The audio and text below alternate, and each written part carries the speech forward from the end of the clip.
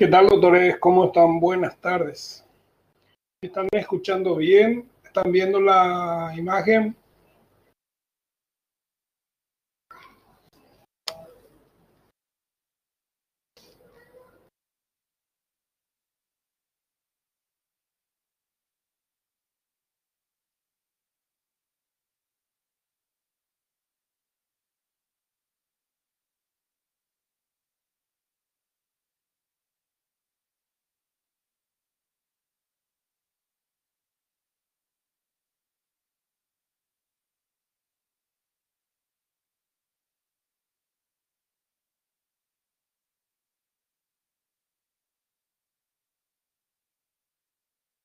Bueno, entonces vamos a dar continuidad a la última clase, ¿sí? Vamos a empezar para intentar terminar un poco temprano.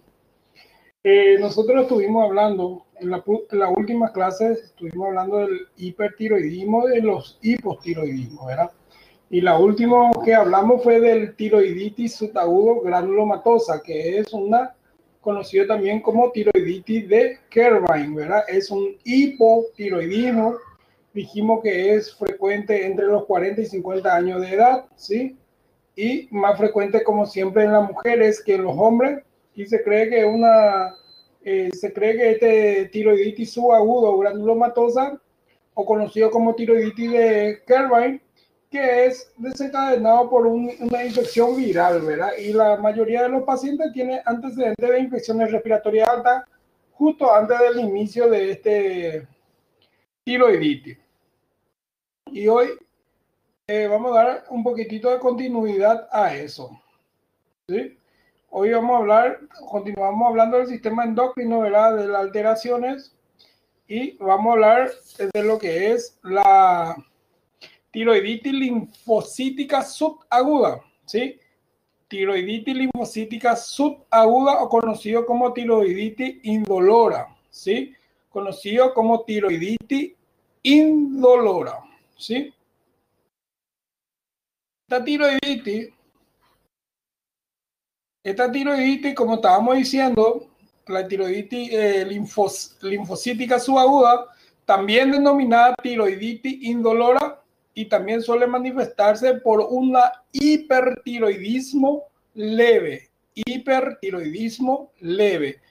que se ve el aumento de tamaño de las glándulas ovocios o ambos. Era una multilobular. Entonces, es la tiroiditis linfocítica subaguda, es muy similar a la tiroiditis de Hashimoto. ¿Cómo era la tiroiditis de Hashimoto? ¿Quién se recuerda de cómo era la tiroiditis de Hashimoto?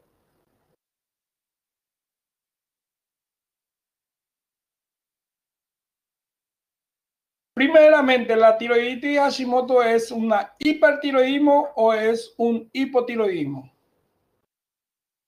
Es un hipotiroidismo, ¿sí? Sí. Hipotiroidismo, excelente. Pues empecemos por ahí, ¿verdad? Y después dijimos que es autoinmunitaria, ¿sí? Autoinmunitaria. La tiroiditis de Hashimoto se caracteriza por un fracaso gradual de las glándulas tiroides por la destrucción autoinmunitaria de la misma, ¿sí?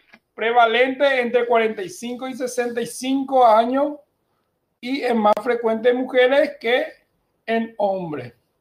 Y tiene un fuerte componente genético. Eso dijimos, ¿verdad? Que tiene un fuerte componente genético. Entonces, sin embargo, la tiroiditis linfocítica subaguda es hipertiroidismo levemente, pero tiene bocio multinodulares parecido a la Hashimoto.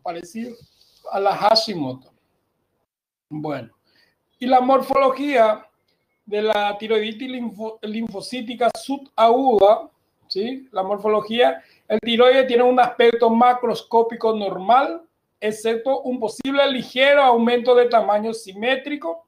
Los rasgos histológicos más específicos son las infiltraciones linfocíticas con centros germinales hiperplásicos dentro del parénquima tiroidea y alteración y colapso irregular de los folículos tiroideos.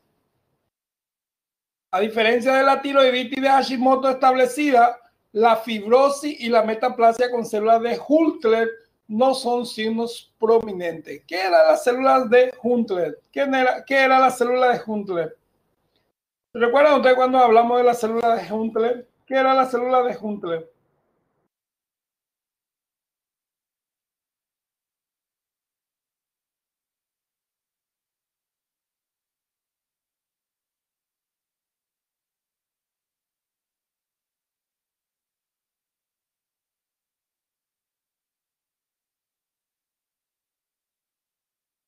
¿Qué era la célula de Huntler? ¿No se recuerdan? Las células de Huntler, cuando estuvimos hablando, eran que, así como recién mencionamos, los folículos tiroideos en el Hashimoto están atrofiados y tapizados en muchas zonas por células epiteliales que se distinguen por la presencia de citoplasma granular y eosinófilos, ¿verdad?, grandes, lo cual se denomina células de Huntler, ¿sí? Las células de Huntler. Eso era que en el Hashimoto era un peculiar en el Hashimoto. Y sin embargo, en la linfocítica subaguda, ¿sí?, esas células de Huntler no están prominentes, no son signos de prominentes, son pequeñitos, no como es prominente en el Hashimoto.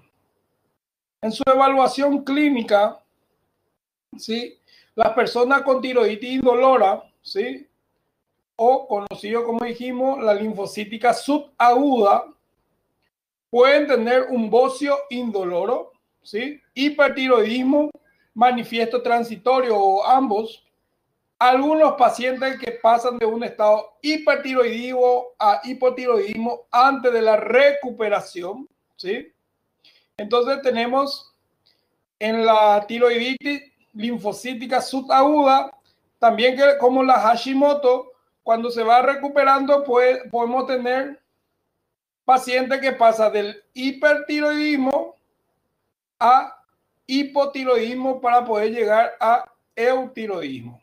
Y se recuerdan ustedes cuando hablamos del Hashimoto, el paciente tenía, ¿qué primero tenía? ¿Qué tenía el paciente primero? ¿Me están escuchando, verdad?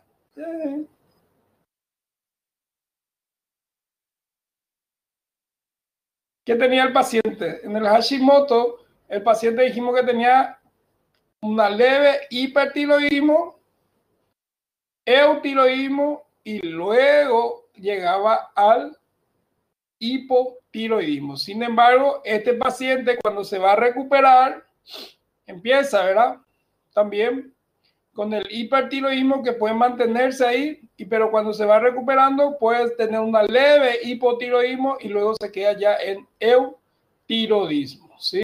Eutiroidismo. Entonces, por eso que es muy similar, por eso que es muy similar en la tiroiditis linfocítica subaguda indolora, es muy similar a la de Hashimoto, ¿sí? Es muy similar a la de Hashimoto. Bueno, hasta ahí, ¿vamos entendiendo o no vamos entendiendo nada? ¿Me están escuchando o hay alteraciones?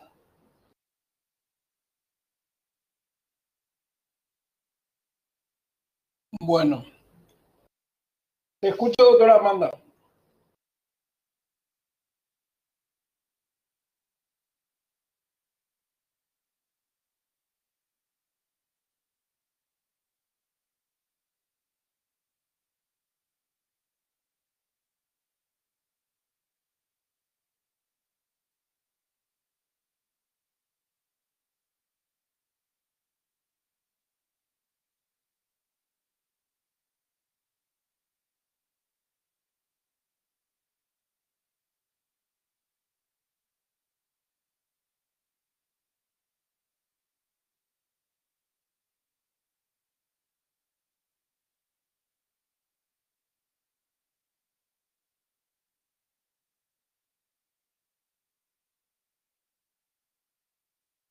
Hashimoto es un leve aumento del hipertiroidismo, eutiroidismo y luego Hipo, sí señora, así mismo doctora. Este último ahora no entendí. ¿Es lo mismo que Hashimoto? No, es similar.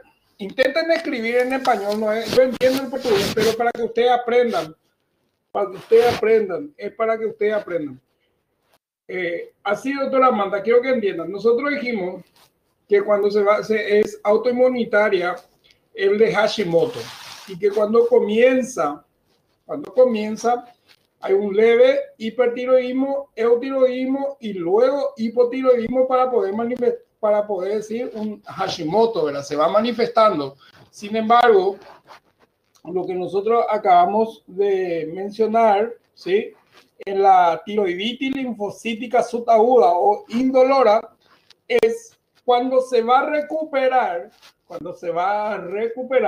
que significa cuando va a volver a su estado normal, hace un hipertiroidismo, que es su cuadro, luego un leve hipotiroidismo y luego eutiroidismo. Voy a traer para que puedan entenderse. Hashimoto es leve, cuando va a empezar, leve hipertiroidismo, eutiroidismo, significa normal, y hipotiroidismo, que es Hashimoto. ¿Se entiende hasta ahí, verdad? Que es Hashimoto. Bueno, y la tiroiditis linfocítica subaguda indoloro es así. Cuando se va a recuperar, cuando se va a normalizar, es hipertiroidismo, que es normal, ¿sí?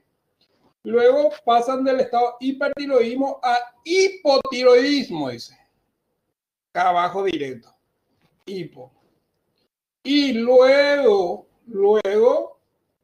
eutiroidismo. ¿Se entiende? Pongo acá 1, 2 y 3. 3. Y en el Hashimoto es 1, 2, 3. Con el Hashimoto es al comienzo. ¿Sí? Empieza con una leve hipertiroidismo. ¿Se entendió un poquitito?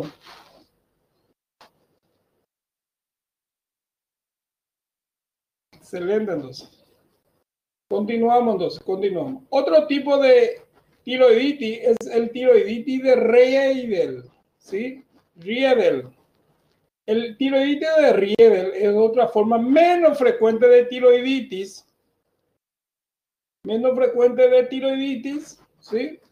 Y conocido como tiroiditis de Riedel. Es el que le descubrió algo así, el apellido Riedel, y entonces por eso se llama Riedel. Un trastorno infrecuente de etiología desconocida, caracterizado por fibrosis extensa que afecta al tiroides y a estructuras cervicales contiguas. ¿Qué significa contiguas? Lo que están pegados. La presencia de una masa tiroidea dura y fija hace sospechar un carcinoma de tiroides. Puede asociarse a fibrosis idiopática en otras partes del cuerpo, como la retroperitoneal.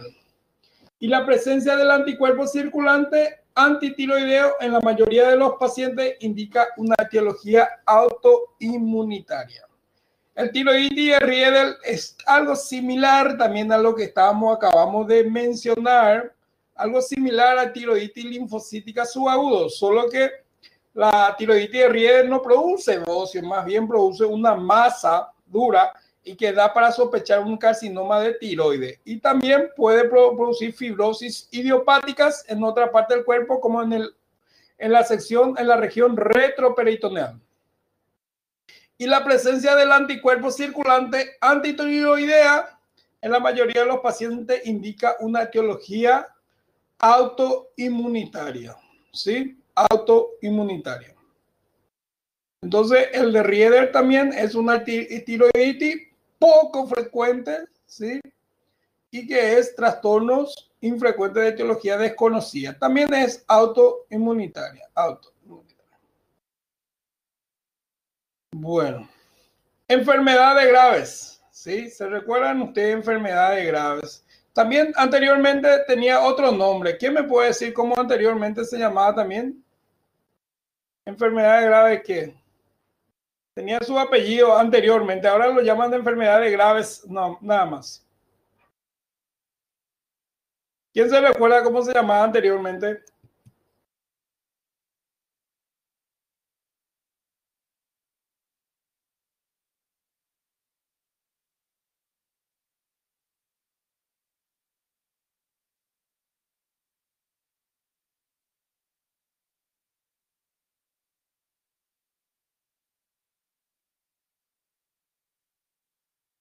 Nadie se recuerda. Anteriormente se le conocía como enfermedades de graves Basedot, ¿sí?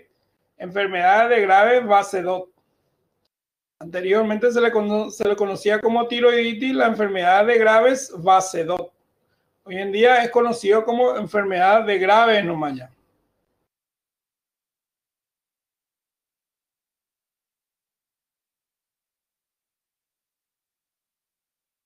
Bueno, la enfermedad de grave es la causa más frecuente de la hipertiroidismo, ¿sí? Es la más frecuente de hipertiroidismo endógena. ¿Qué significa endógena? De la causa misma de la tiroides.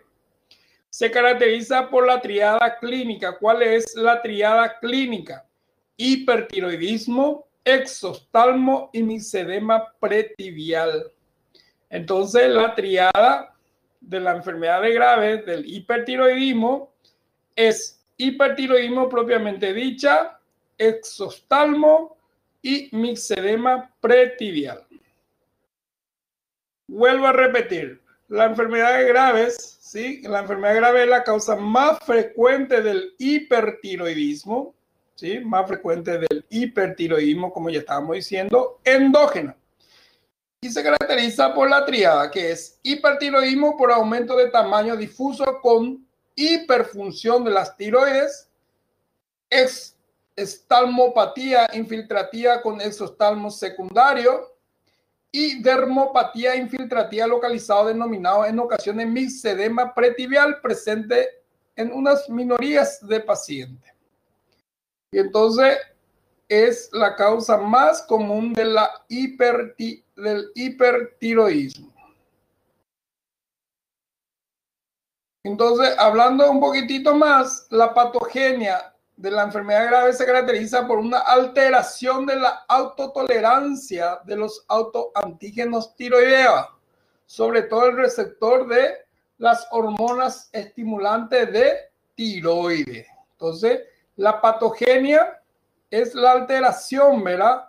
De la tolerancia, como estábamos diciendo, la alteración de la autotolerancia de los autoantígenos tiroideos sobre los receptores de TSH, ¿sí?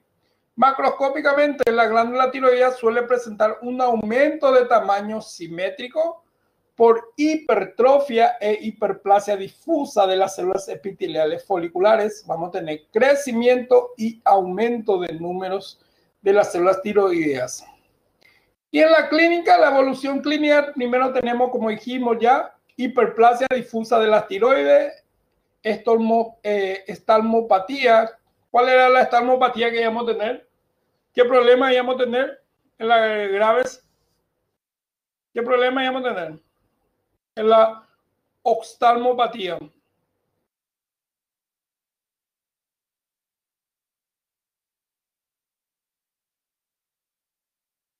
¿Qué problema íbamos a tener? ¿Endostalmo o exostalmo?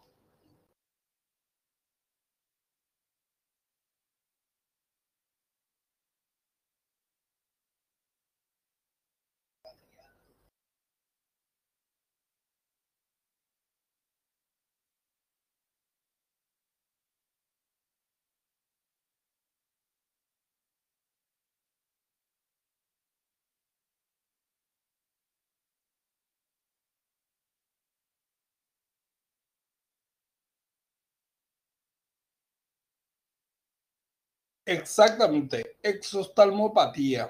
Excelente, doctores. Y dermopatía, que es la mixedema pretibial, como dijimos, ¿verdad? Eso es lo que estábamos diciendo. Y es característico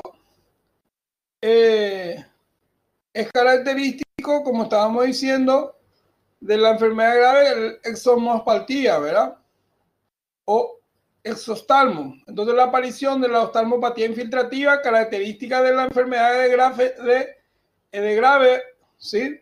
Y la oftalmopatía de grave aumenta el volumen del tejido conjuntivo retroorbitario y de los músculos extraoculares para variar relaciones. ¿Qué ocurre? Infiltración pronunciada del espacio retroorbitario por células mononucleares con predominio de los linfocitos T. Esta es la causa de por qué ocurre el exostalmo, ¿sí? Edema inflamatorio y tumefacción de los músculos extraoculares, acumulación de los componentes de la matriz extracelular con concretos glucosaminoglucanos hidrofóbicos como ácido hialurónico y sulfato de coindritina. Y por último, el aumento del número de adipocitos que es infiltrado de grasa. Entonces, a consecuencia de eso, va a haber el exostalmo, ¿sí? Porque va sacando el globo ocular hacia afuera, ¿sí? Entonces, por eso ocurre el exostalmo. Entonces, vuelvo a decir, infiltrado pronunciado del espacio retroorbitaria, edema inflamatorio y tumefacción de los músculos extraoculares, acumulación de los componentes de la matriz extracelular y aumento de los números de tejido adipocito infiltrado de grasa. Entonces, esto es las causas de por qué ocurre el exostalmo o exostalmopatía, como es. Bueno, el aumento, ¿sí? El aumento de tamaño de tiroides puede acompañarse del aumento del flujo sanguíneo en las glándulas hiperactivas que a menudo produce un soplo audible, ¿sí? Alteraciones cardíacas. La hiperactividad simpática provoca una mirada característica con ojos muy abiertos y fijos con retracción de los párpados. La dermopatía infiltrativa o edema pretibial o misedema pretibial, como conocemos, es más frecuente en la piel de la cara anterior de la pierna con engrosamientos escamatosos y endurecimiento. No va a haber signo de Godet, no se puede hacer el signo de Godet porque es muy duro ese edema. Entonces, por eso es mixedema.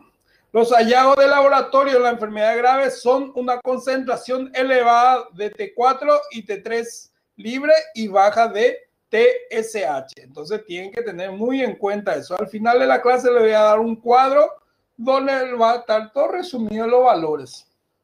Entonces, el hallazgo de laboratorio de las enfermedades graves son una concentración elevada de T3 y T4 libre y baja de TSH.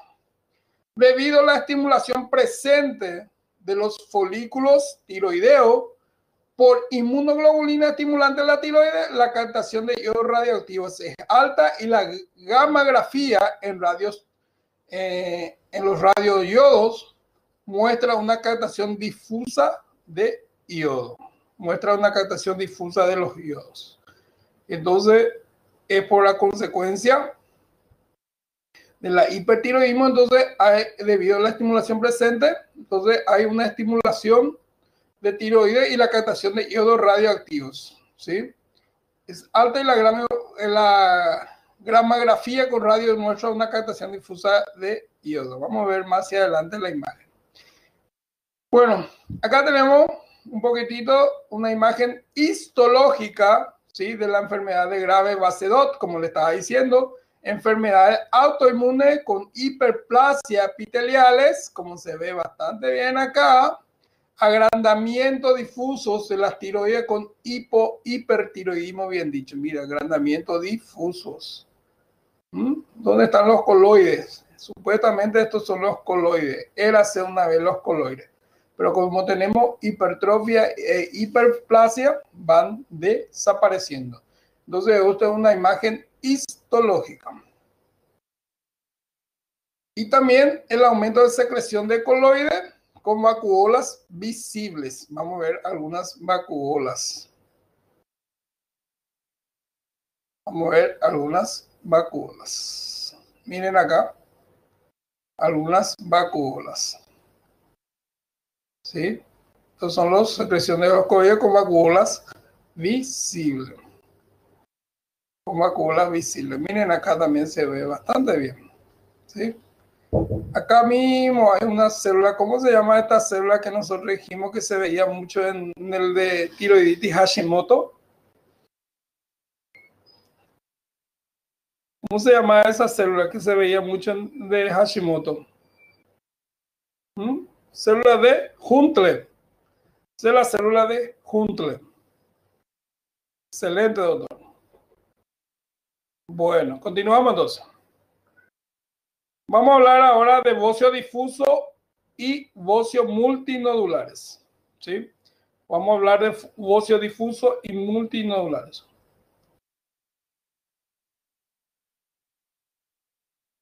Bocio difuso y bocios multinodulares. El aumento del tamaño del tiroide o bocio es la manifestación más frecuente de los trastornos tiroideos.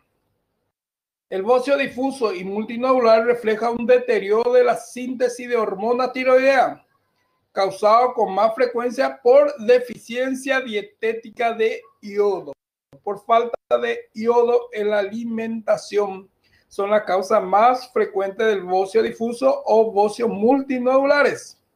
El deterioro de la síntesis de hormonas tiroideas provoca un aumento compensador, como falta de yodo, comienza un aumento compensador de la concentración sérica del TSH y que a su vez causa hipertrofia e hiperplasia de las células foliculares tiroideas y una instancia aumento de tamaño macroscópico de las glándulas tiroideas. Como no hay yodo, entonces la hormona tiroidea tiene que producir más y al hacer más producción va a tener hipertrofia e hiperplasia. Y el aumento compensador de la masa funcional de la glándula corrige la deficiencia hormonal y garantiza un estado metabólicos eutéricos o eutiroideo. ¿Qué significa eutiroideo? Ya dijimos. Cuando aumenta la masa, sí, aumenta, pero garantiza un estado metabólico eutiroideo. ¿Qué significaba eutiroideo? En la mayoría de las personas.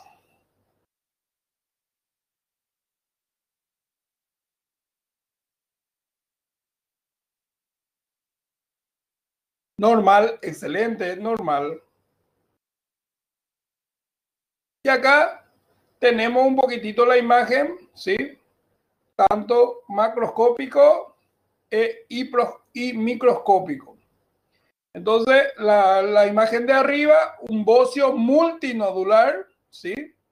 Que afecta más comúnmente a mujeres jóvenes. Entonces, la imagen, un bocio multinodular, macroscópicamente y microscópicamente. Entonces, así se observa macroscópica y microscópicamente. Bocio multinodular.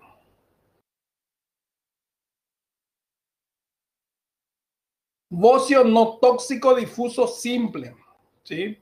Bocio no tóxico difuso simple. El bocio no tóxico difuso simple, aumento de tamaño de todas las glándulas sin formación de nódulos. Aumenta la glándula, pero no hay nódulo. Se emplea el término bocio coloide, porque los folículos aumentan de tamaños y contienen coloide. Es decir, que ahora el coloide que va a aumentar de tamaño en los bocios no tóxicos difusos. No es que va a haber nódulo. Y este trastorno puede ser endémico o esporádico. ¿Sí? Y la morfología, en la evaluación del bocio no tóxico difuso, hay dos fases. Tenemos la fase hiperplásica y la fase de involución coloidea. En la fase hiperplásica existe un aumento de tamaño difuso y simétrico de la glándula. Y aunque ligero, ya que no suele sobrepasar un peso de 100 a 150 gramos. ¿Sí? De 100 a 150 gramos. ¿Y cómo es sus manifestaciones clínicas? Están relacionados principalmente con el efecto masa por el aumento del tamaño coloide y en la laboratorio, ¿verdad? Aumenta la concentración sérica de T3 y T4, es normal. y el TSH suele estar elevado o en rango superior de lo normal, como cabe esperar en una persona eutiroidea. Es decir que el T4 y el T3 va a estar normal, pero el TSH va a estar levemente elevado, levemente elevado. Bueno, ahora el bocio multinodular. El otro que estábamos recién mencionando era el bocio no tóxico difuso, simple. Ahora el bocio multinodular. Con el tiempo se combinan los episodios repetitivos de la hiperplasia e involución para producir un aumento de tamaño irregular del tiroides denominado bocio multinodular. El bocio multinodular produce el aumento de tamaño más extremos de las tiroides y se confunde con una neoplasia con más frecuencia que cualquier otro trastorno. Nosotros dijimos que nuestro tiroides era así más o menos, que se unía por el medio. ¿Cómo se llamaba el órgano que lo unía por el medio? Acá en el medio. ¿Cómo se llamaba esta zona? Istmo. Y en el bocio multinodular el crecimiento es en el extremo, acá. Esta zona. Da para confundir inclusive con neoplasias, dice. ¿Sí? Da para confundir inclusive con neoplasia.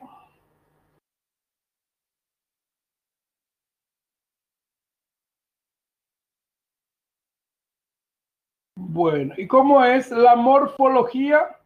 En el bocio multinodular las glándulas están aumentadas de tamaño, multilobuladas y asimétricas, con un peso superior inclusive de hasta 2000 gramos, hasta 2 kilos. El tipo de aumento de tamaño es imprevisible y puede afectar más a un lóbulo que a otro con compresión lateral de la estructura de la línea media, como la tráquea y el esófago. El multinodular, los pacientes con problemas de multinodular puede venir con problemas de trastorno en la deglución. ¿Y cómo yo voy a saber? Por eso dice que inclusive se confunde con neoplasia. ¿Y cómo yo puedo saber si es problemas de tiroides o es problema de la estructura muscular o de la tráquea, una forma de decir? ¿Cómo yo puedo saber semiológicamente eso? ¿Cómo yo puedo hacer semiológicamente? ¿Qué hago? ¿Qué le pido al paciente?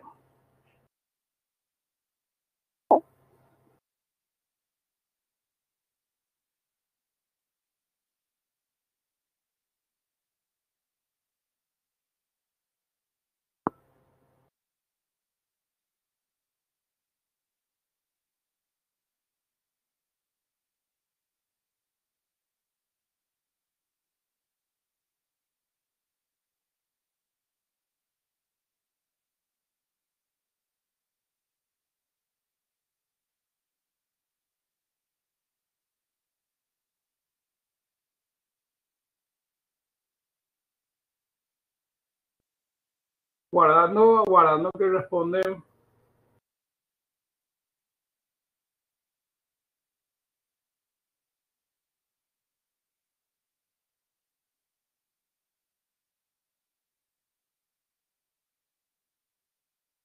Guardando que responde. Vamos a ver qué responde.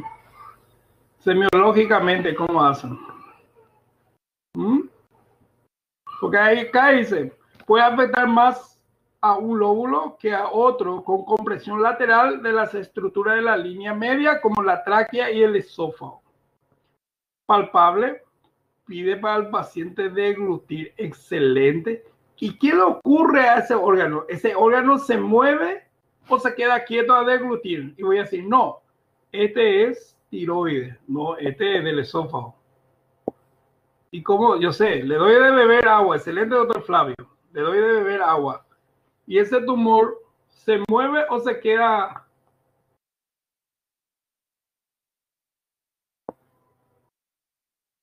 Se va moviendo, ¿sí? Se va moviendo.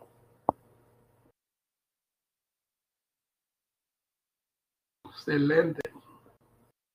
Bueno, la evolución clínica, los signos clínicos predominantes del bocio multinodular son los causados por el efecto de la masa de las glándulas aumentada de tamaño, además del efecto estético, ¿verdad? Obvio, de una masa grande en el cuello. El bocio puede causar obstrucción de las vías respiratorias, disfagia y compresión de los vasos que comprometen al cuello y región superior del toro. Se llama síndrome de la vena cava superior. Entonces, a medida que va creciendo, va a ir comprimiendo, ¿sí? Va a ir comprimiendo órganos, estructuras, órganos vecinos, y entonces por ese modo también es muy peligroso y también estéticamente, ¿verdad? Porque se le va a ver al paciente con bocio, con un tumor en el cuello. Por eso que es peligroso. Bueno, ahora terminamos lo que es un poquitito de lo que es hipotiroidismo e hipertiroidismo. Acá lo más frecuente, acá lo hablamos todo lo más básico que nosotros debemos de aprender. Y ahora vamos a hablar un poquitito de las neoplasias del tiroides, ¿sí? De la neoplasia del tiroides, ¿sí? El nódulo tiroideo solitario es una tumefacción delimitado palpable dentro de las glándulas tiroideas normal. La incidencia del nódulo solitario palpable en la población adulta estadounidense, por así, oscila de 1 al 10%, aunque es bastante más alta en regiones con bocios endémicos. Los nódulos solitarios son 4 veces más frecuentes en las mujeres que en el hombre. La incidencia del nódulo tiroideo aumenta con la edad, ¿sí? Aumenta con la edad. Entonces, vamos a hablar un poquitito de los nódulos de la neoplasia de las tiroides. Primeramente, vamos a hablar del adenoma tiroidea o adenomas foliculares, ¿sí? Las adenomas del tiroides suelen ser masas solitarias bien delimitadas, ¿sí? Derivadas del epitelio folicular, por lo que se denominan adenomas foliculares, como le dije. Como generalmente son mutaciones somáticas de las vías de señalización del receptor de las hormonas estimuladoras de las tiroides, TSH, que se hace potencia la función, aumenta, ¿sí? La funcionalidad de TSH. Esto produce síntomas de hipertiroidismo y un nódulo tiroideo caliente en la gammagrafía, ¿sí? Entonces, esto produce hipertiroidismo y un nódulo tiroideo caliente en la gammagrafía. Morfológicamente, el adenoma tiroideo típico es una lesión encapsulada, esférica y sólida, bien delimitada del resto del parénquimo tiroideo. El tamaño medio de las adenomas foliculares es de 3 centímetros, aunque algunas veces son mucho más grandes, mayor a 10 centímetros de diámetro. Entonces, se hace, ¿verdad? El tamaño generalmente hasta 3, pero sí, doctora Flavia, ¿dónde es lo que más o menos quiere que te repita? No hay problema.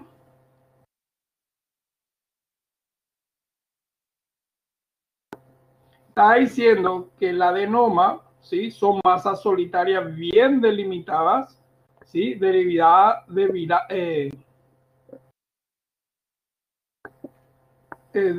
del epitelio folicular, ¿sí? Y que son, esto produce, ¿verdad? La adenoma produce un síntoma de hipertiroidismo y un nódulo con hiperfuncionalidad. Y entonces ese nódulo va a estar caliente en la gammagrafía. Y en la morfología es una lesión encapsulada, férica, sólida, bien delimitada del resto del parénquima tiroidea. El tiroide del tejido normal va a estar, y esto está bien delimitado y varía de tamaño, que puede ser hasta 3 centímetros o inclusive puede llegar a más grande, mayor o igual a 10 centímetros. Entonces tiene una hiperfuncionalidad, hipertiroidismo y es caliente. Y acá tienen una imagen de gammagrafía. La imagen de la gammagrafía.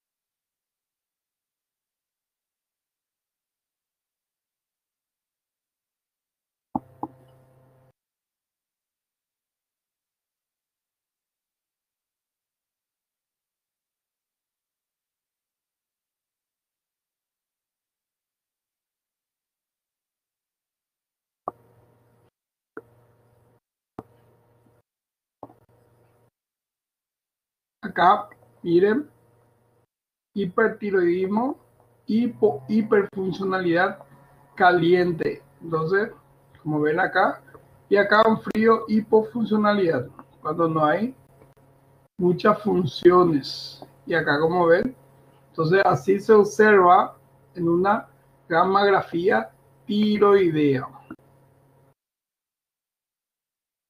Y este más o menos vendría a ser normal y este la hiperfuncionalidad.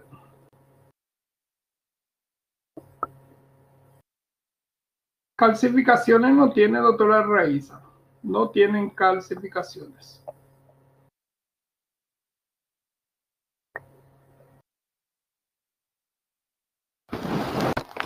Y acá histológicamente y macroscópicamente.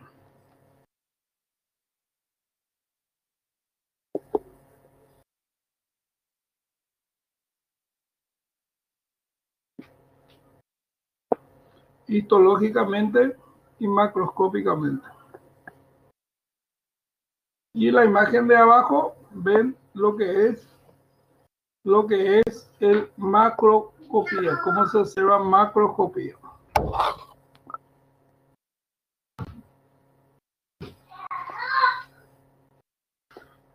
Cómo se ve la macroscopía.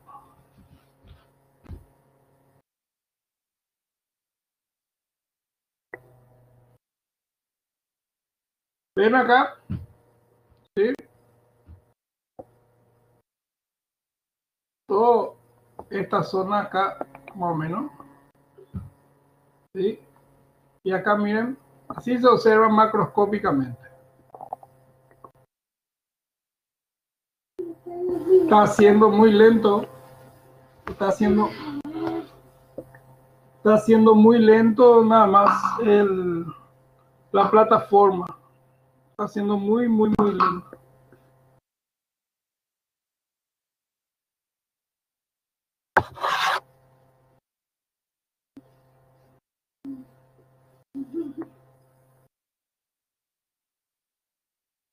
Ustedes ya ven ya la imagen porque yo no veo todavía.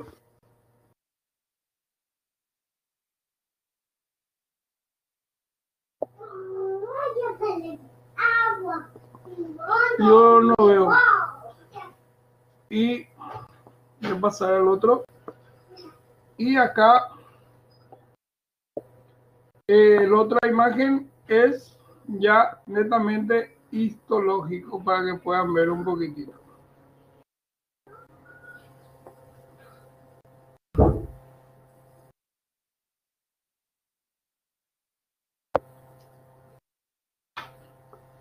Vamos a esperar un ratito que cargue, porque yo también no veo.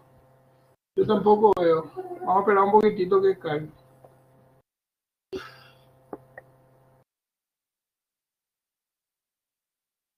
O reiniciar para que sea un poco más rápido.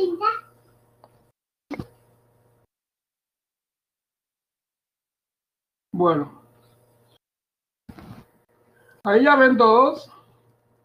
Carcinomas. Bueno. Vamos a hablar entonces ahora de los carcinomas. Ahí ven las imágenes, ¿verdad? Microscópica y macroscópica. y acá netamente microscópica, ¿sí?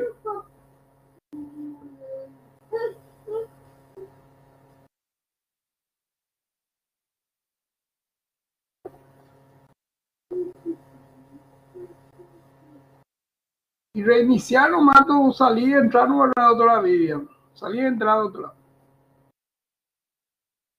Bueno.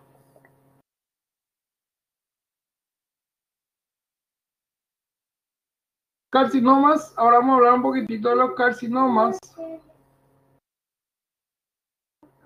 Ahora vamos a hablar un poquitito de los carcinomas. La mayoría de los carcinomas tiroideos, excepto los carcinomas medulares, derivan del epitelio folicular tiroideo y la gran mayoría están bien diferenciados, ¿sí? Entonces los subtipos principales de carcinoma tiroideos y sus frecuencias relativas son carcinomas papilares mayor al 8,5% de los casos, perdón, mayor al 85% de los casos, el carcinoma papilar es de lo más frecuente. Después tenemos el carcinoma folicular de 5 a 15% de los casos, carcinomas anaplásicos indiferenciado menor al 5% de los casos y carcinoma medular 5% de los casos. Entonces, la mayoría de los carcinomas tiroideos, excepto las carcinomas medulares, derivan del epitelio folicular tiroideo y la gran mayoría están bien diferenciados.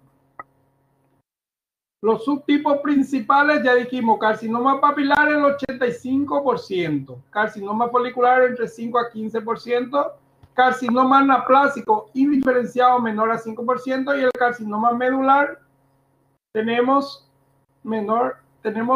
entre 5 o menor de 5%.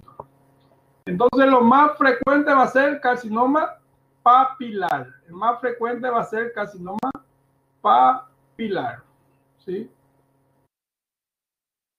Bueno. Los carcinomas papilares son lesiones solitarias o múltiples. Algunos pueden estar bien circunscritos e inclusive encapsulados y otros pueden infiltrar el parénquima adyacente con bordes poco delimitados. Las lesiones pueden contener zonas de fibrosis y calcificaciones. Los carcinomas sí ya pueden tener calcificaciones y a menudo son quísticas. La superficie del corte muestra a veces focos papilares que pueden facilitar el diagnóstico. Las características histológicas de las neoplasias papilares son o pueden tener papilas ramificadas con un tallo fibrovascular cubierto por una o varias capas de células epiteliales cúbicas. Los núcleos de las células del carcinoma papilar tienen cromatima dispersas que producen un aspecto óptico claro o vacío responsable de la denominación de vidrios emerilizados o núcleos con ojo de la huérfana de Annie se llama. Le voy a mostrar una imagen después, el núcleo de los ojos de la huérfana de Annie. El diagnóstico de carcinoma papilar está basado en estas características nucleares, inclusive en ausencia de la arquitectura papilar. Acá macroscópicamente se ve así. ¿Ven macroscópicamente cómo es? Miren acá.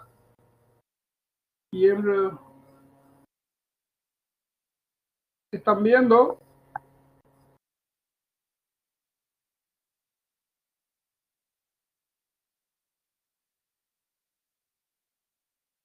Entonces, ven ustedes el redondo más grande, cómo está, se ve la vascularización, como dice, ramificado con un tallo fibrovascular cubierto por una o varias capas de células epiteliales cúbicas.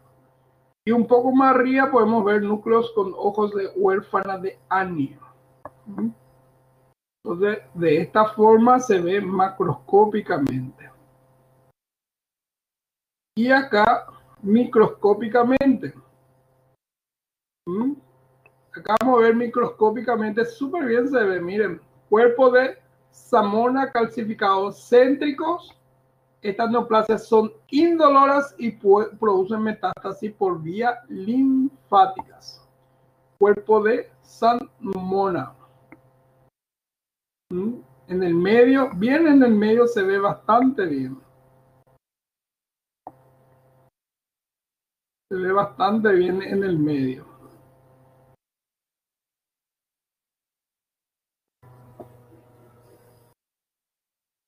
Ve para ver en el medio, bien en el medio, el punto bien rosadito, todo. Da para ver.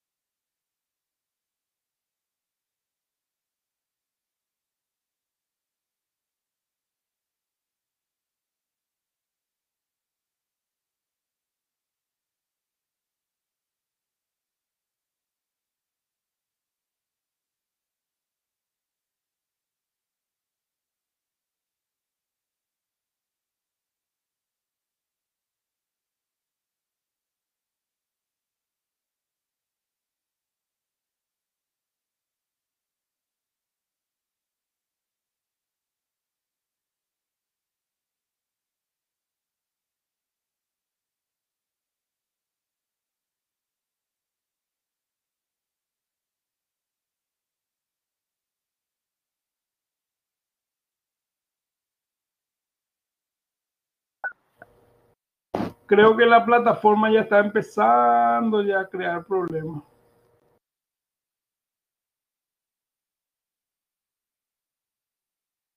Puede dar, doctora, puede dar bastante mutación. Por eso es un poco complicado de poder diagnosticar fácilmente. La mayoría, le digo, la mayoría de los carcinomas menos frecuentes o frecuentes, la folicular es más frecuente del carcinoma. Y las neoplasias son indoloros, sí, son indoloros. Ustedes saben que la neoplasia es indoloro hasta que pueda esté afectando ya un órgano vecino o esté afectando algunas fibras nerviosas o el propio nervio, ¿sí? Ahí sí puede ser que sea bastante doloroso. Entonces, la neoplasia cuando da sus signos, síntomas, es porque ya es tarde. Y acá lo que nosotros vamos a tener es una hipertiroidismo o una hipotiroidismo que clínicamente, laboratorialmente vamos a estar diagnosticando. Inclusive por eso que muchas veces no tenemos ni un solo resultado, ¿verdad? Y acá nuevamente les muestro, miren cómo se observa bastante bien, porque todo se diagnostica microscópicamente.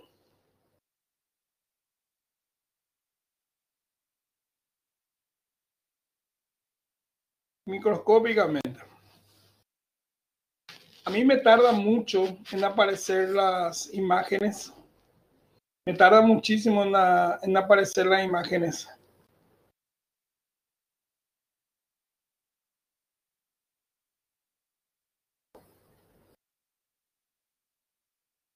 Inclusive ahora van a ver súper bien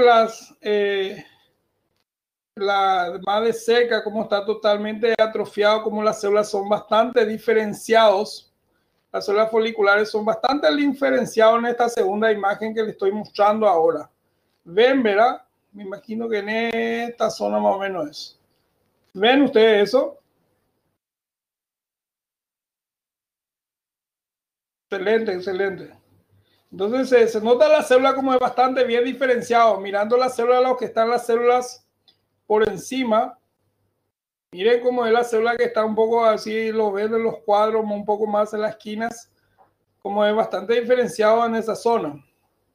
Después la siguiente imagen, vamos a ver los tejidos fibróticos.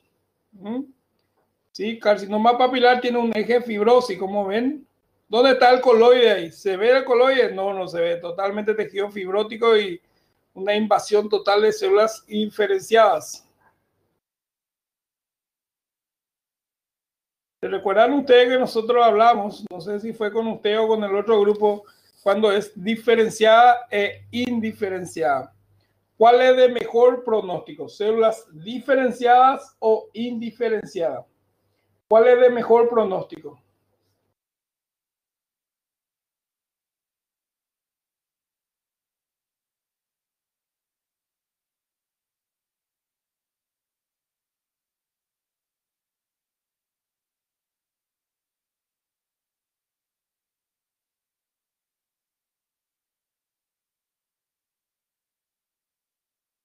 Las diferenciadas. Excelente, doctor. Las diferenciadas.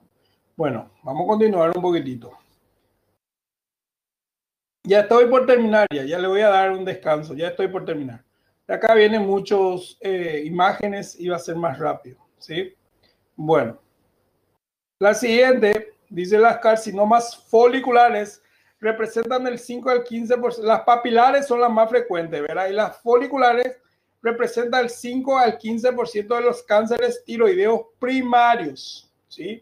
Las papilares representan las foliculares representan el 5 al 15% de los cánceres tiroideos primarios. Es más frecuente en mujeres, 3 a 1, y aparece en una edad más avanzada. Las lesiones grandes pueden atravesar la cápsula e infiltrar las estructuras cervicales adyacentes bastante más allá de las cápsulas tiroideas.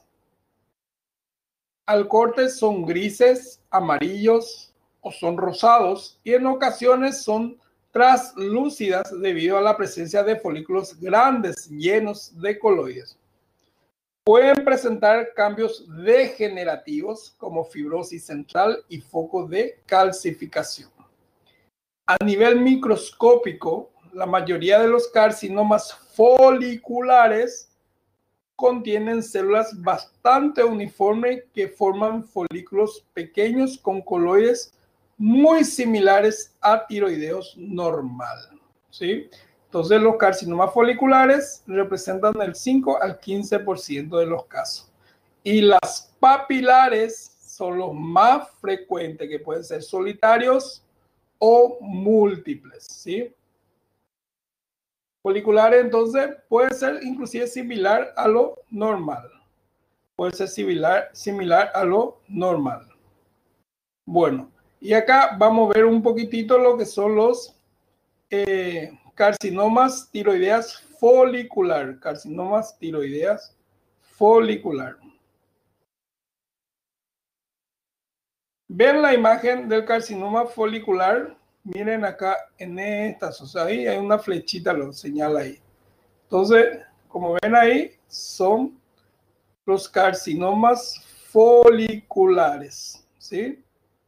Son cánceres tiroideos primarios, ¿sí? Son lesiones grandes que pueden atravesar las cápsulas e infiltrar las estructuras cervicales adyacentes bastante más allá de las cápsulas tiroideas. Es decir, que puede hacer fácilmente metástasis en las regiones cervicales, ¿sí? Pueden hacer fácilmente metástasis en las regiones cervicales.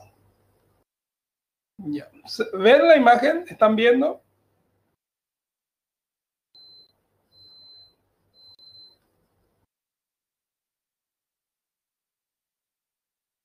¿Están viendo la imagen?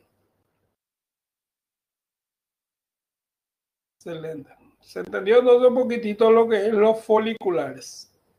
¿Sí? Son carcinomas tiroideas primarias y representan el 5 al 15%. Bueno, la siguiente. Carcinomas anaplásicos indiferenciados. ¿Cuánto por ciento era la carcinoma anaplásicos indiferenciados que dijimos? ¿Cuánto por ciento representaba? ¿Cuánto por ciento representaba? Menor a 5. Domingo, intenta reiniciar. Doctor Domingo, intenta reiniciar y voy a volver nomás otra vez atrás para que pueda ver. Reiniciar para que pueda ver. No es reiniciar, sino cargar. Salí y entrar otra vez.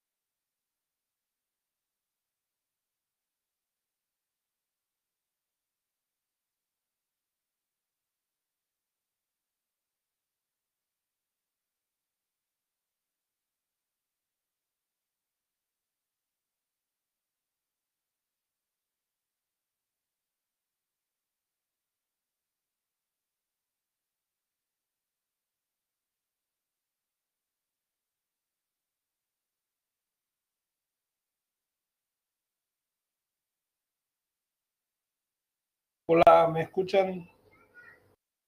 ¿Me escuchan? Que reinicié para ver la imagen y no, no funciona. A mí no me sale la imagen, pues voy a intentar terminar la clase. Bueno, estamos en la 26. Bueno, voy a intentar terminar la clase. Bueno, después vamos a hablar, ya dijimos, de los carcinomas anaplásicos y diferenciados. Son agresivos con una mortalidad próxima al 100%. Morfológicamente, a nivel microscópico, estas neoplasias están formadas por células muy anaplásicas con morfología variables, como que células gigantes pleoformas grandes con algunas células gigantes multinucleadas similares a un osteoclasto. células fusiformes con aspecto sarcomatoso y células fusiformes gigantes mixtas. Algunos tumores tienen focos de diferenciación folicular o papilar que indican el origen de un carcinoma más diferenciado. Las células neoplásicas expresan marcadores epiteliales como citoqueratina, pero no suele presentar marcadores diferenciados de tiroidea como la tiroglobulina. Entonces el carcinoma anaplásico es menor a 5% y diferenciado y tiene una tasa de mortalidad de casi 100%, de casi 100%. Bueno. La siguiente imagen, ¿sí?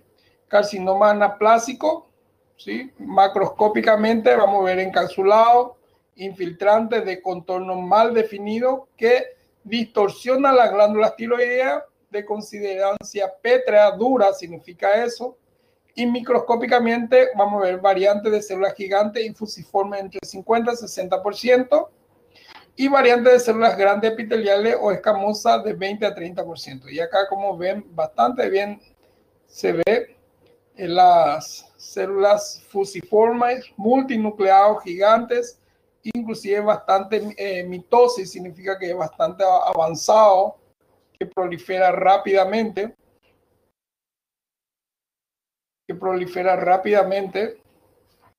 Vamos a ver si puedo marcar más o menos en esta zona. Van a ver bastante mitosis ustedes acá en esta zona. Entonces son las características de las células carcinoma anaplásico, variantes de células gigantes y fusiforme y variantes de células grandes epiteliales o escamosas también.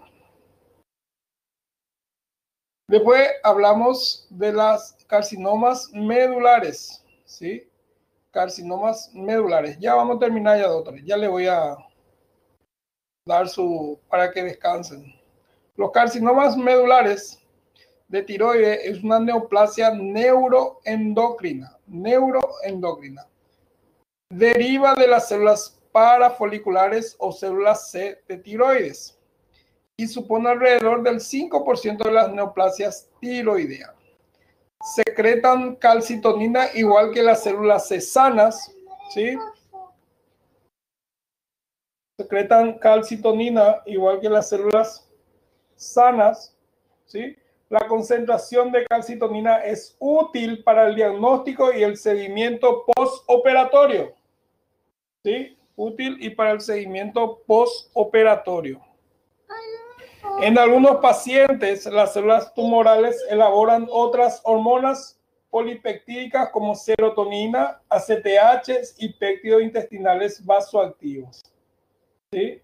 En algunos casos secretan, vuelvo a repetir, otras hormonas como polipéptidos como serotonina, ACTH y péptidos intestinales vasoactivos. Bueno.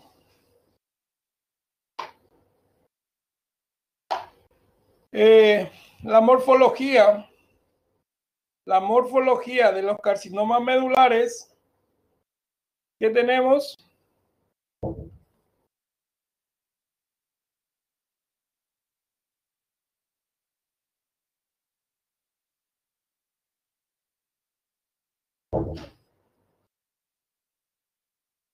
los carcinomas medulares tiroideos esporádicos, son nódulos solitarios. Las más grandes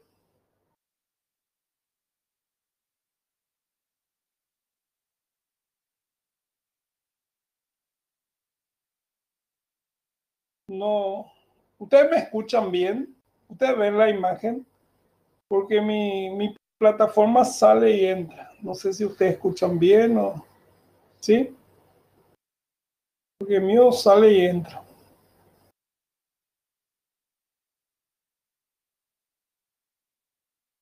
Ahora sí. Vuelvo atrás un poquitito. Ahora está apareciendo. Creo que es mi internet. Todos no ven nada. Nadie ve.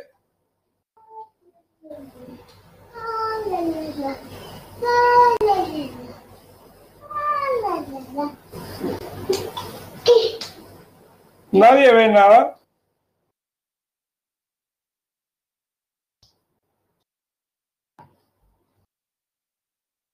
Y entra y salió otra vez, Domingo. Entra y salió otra vez.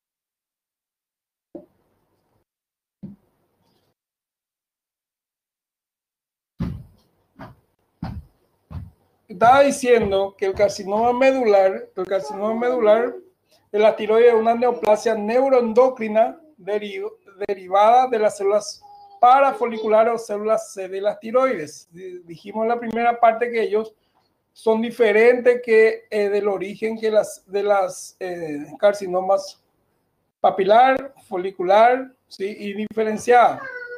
Y supone alrededor del 5% de las neoplasias tiroideas. Secretan calcitonina igual que la célula C sana. La concentración de calcitonina es útil para el diagnóstico y el seguimiento postoperatorio. En algunos pacientes, las células tumorales elaboran otra hormona como polipéptidos, como serotonina, ACTH y el péptido intestinal vasoactivo, el BIP. La morfología de las carcinomas medulares son tiroideas esporádicos, son nódulos solitarios. Lo más grande tiene a menudo zona de necrosis y hemorragia. Y pueden extenderse a través de las cápsulas tiroideas. El tejido tumoral es firme, gris, pálido o marrón e infiltrativo. En las lesiones grandes pueden haber focos de hemorragias y necrosis. Los depósitos amiloideos acelulares derivados de los polipéptidos de calcitoninas alterados están presentes en el estroma adyacente y en los tumores, en los muchos otros tumores. Y acá vamos a ver un poquitito, ¿sí? El carcinoma medular con sustancia hialina de apariencia amiloideo se tiñen con rojo congo y deriva de la célula C, ¿sí? Y derivan de la célula C. Miren acá. Miren la imagen, ¿verdad? Miren. Con la flecha le muestra. Creo que es la plataforma, no es mi internet. Es la plataforma el que está trabando un poquitito. Creo que cuando ven que están cansados ustedes, que ya no están aprendiendo más, ya empieza a trabar la plataforma. Es automático esta plataforma, ¿verdad?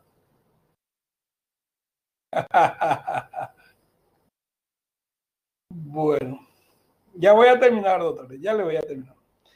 Acá en la siguiente imagen se observa bastante bien. Miren la carcinoma medular. Se observa bastante bien. Siguiente imagen.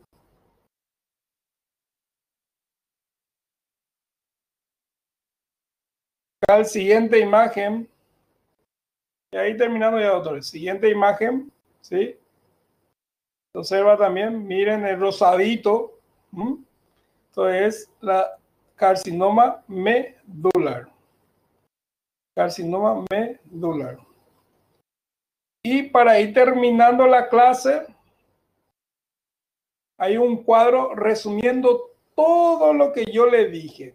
Este cuadro ustedes aprenden y ya la tienen ligera lo que es hipertiroidismo e hipotiroidismo. ¿Ven el cuadro? ¿Todo el mundo ve el cuadro?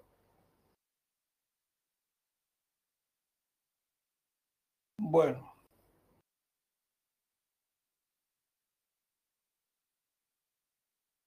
Bueno, y entonces el cuadro, para explicarle mejor, dice, interpretación del perfil tiroideo. TSH T4 y T3. TSH alto, T4 normal y T3 normal. Interpretación: hipotiroidismo leve asintomático. TSH alto, T4 bajo, T3 bajo, ahí dice bajo normal, pero bajo es hipotiroidismo. Hipotiroidismo. TSH bajo, T4 normal, T3 normal, hipertiroidismo leve, asintomático. TSH bajo, T4 alto, T3 alto, hipertiroidismo.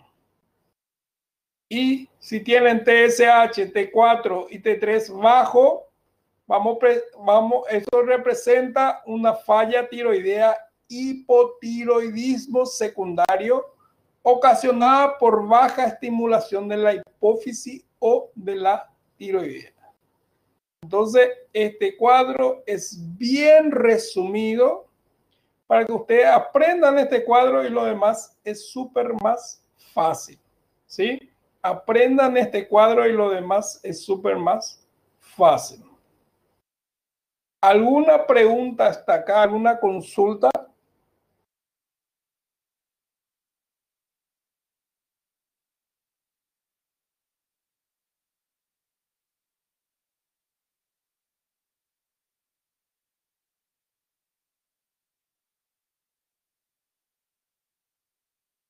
Sí, puedo volver. Claro que sí. Ahí.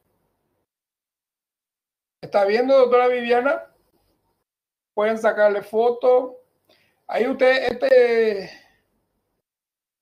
este PowerPoint está ahí en la plataforma.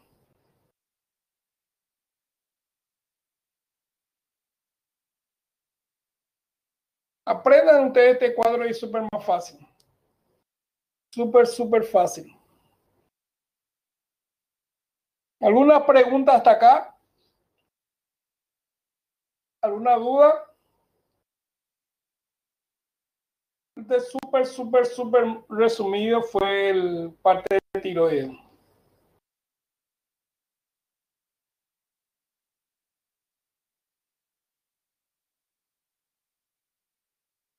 Mañana, por la mañana tenemos clase. Ese es nuestro horario. Mañana a las 9:30, si no me equivoco.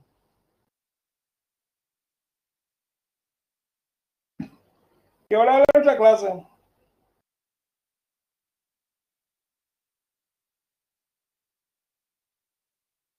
Nuestra clase es miércoles de 9 a 11. Mañana de 9 a 11.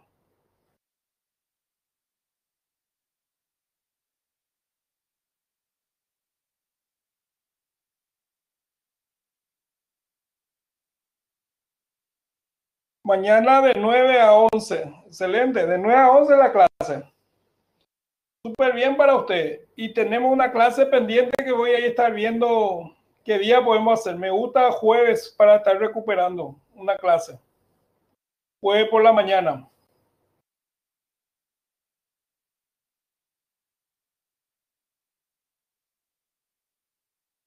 Bueno. ¿Alguna consulta hasta acá?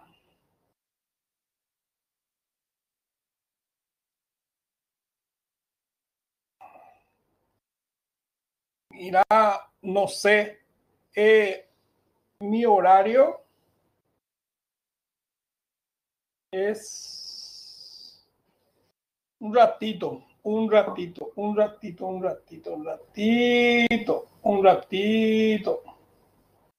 Quiero mirar algo.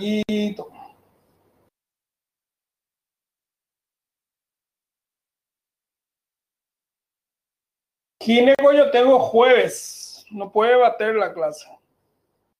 No puede bater. Mi clase es, por eso se pasó. Mi clase es martes de 1 a 15 y miércoles de 9 a 11.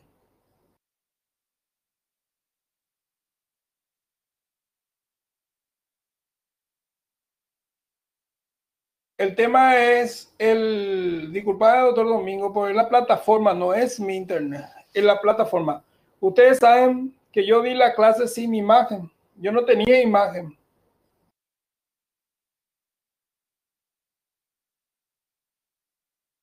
Mi intención es intentar darle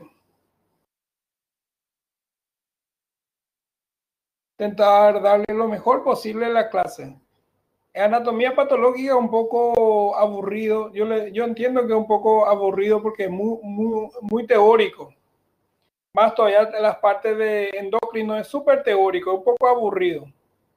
Pero intento para que entiendan un poquitito, hago los resúmenes más comprensibles para ustedes. Y es la plataforma en que se traba. Lastimosa. Bueno, alguna consulta, y le pido disculpas, ¿verdad? Perdón. ¿Alguna consulta esta mañana? ¿Alguna consulta de la clase? Mañana entonces nos vemos a las 9. Mañana a las 9. Mañana a las 9. Nuestro horario. Después yo voy a avisar una semana antes cuando vamos a recuperar una clase. ¿Sí? Pero mañana tenemos a las 9. Hay una clase que es muy corta, a lo mejor ahí le añado la clase que faltaba y nos quedamos todos en par. ¿Sí?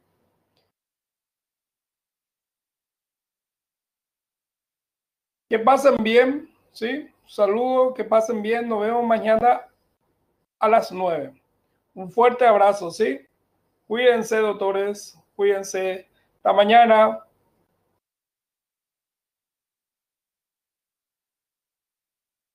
Mañana vamos a hablar, antes de cortar, si quieren leer, mañana vamos a hablar de... Justo mañana la carta es muy corta y podemos ya agregando ya. Glándula pineal, mañana glándula pineal, y vamos a hablar ya también de las glándulas paratiroideas, ¿sí? Glándula pineal y las glándulas paratiroideas. Primero vamos a empezar de la paratiroidea y continuamos con la pineal. Y ahí ya mañana mismo recuperamos ya la clase perdida. ¿Está bien? Bueno, cuídense, doctores. Hasta luego.